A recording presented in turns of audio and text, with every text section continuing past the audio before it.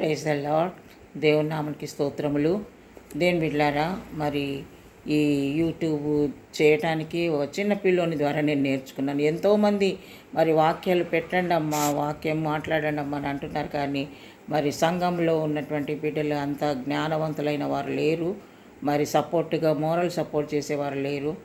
మరి ఈ మధ్యలోనే మరి చాలామంది ఫోర్స్ చేసినందుకు చిన్న వాక్యాలు మరి అందిస్తున్నాను. కానీ చాలామంది మరి మీరు దేవుడు డైరెక్ట్గా మాతో మాట్లాడినట్లుగా ఉంటుంది.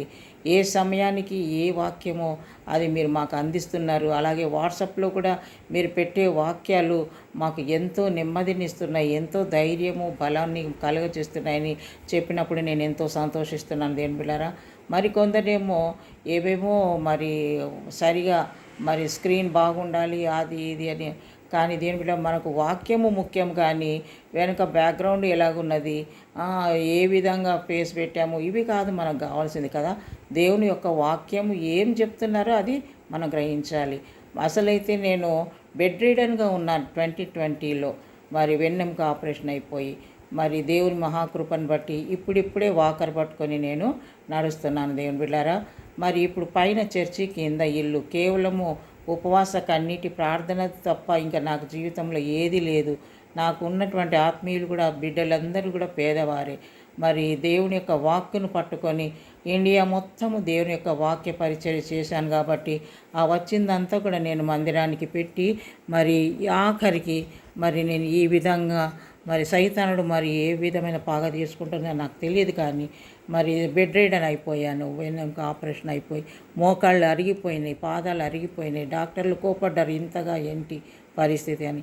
కానీ దేవుని బిడ్డ, మరి దేవుని బిడ్డలారా, మరి ఈ విధమైన పరిస్థితుల్లో ఉన్నాను. మరి ఇప్పుడైతే వాకర్ పట్టుకొని నడుస్తున్నాను. పైన స్టెప్స్ బలం పెట్టి ఎక్కాలంటే చాలా కష్టం. మరి డాక్టర్ సునీత గారు మరి నాకు చాలా పరిచయస్తురాలు, ఆత్మీయురాలు. మరి వారు మరి పైపులన్నీ కూడా వేయటకు 10,000 ఇచ్చి పైపులు వేయించడానికి దేవుడు కృప ఇచ్చారు.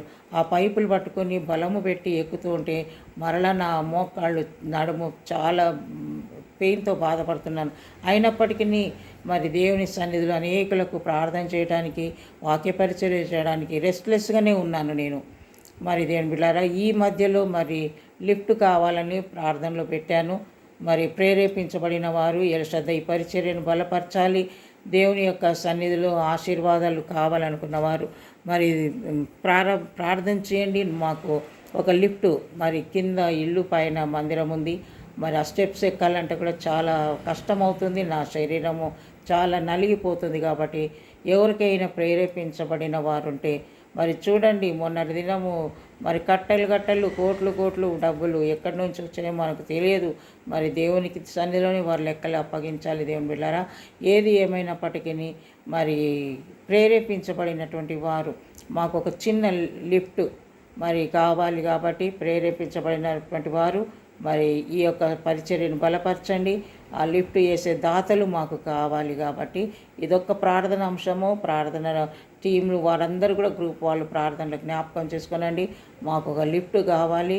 మరి అది ఎంతో ఖర్చుతో కూడిన పని. కాబట్టి మరి నా పరిస్థితి మాత్రం బెడ్ రీడన్లో ఉండి ఇప్పుడిప్పుడే నేను మరి నడవగలుగుతున్నాను వాకర్తోనే.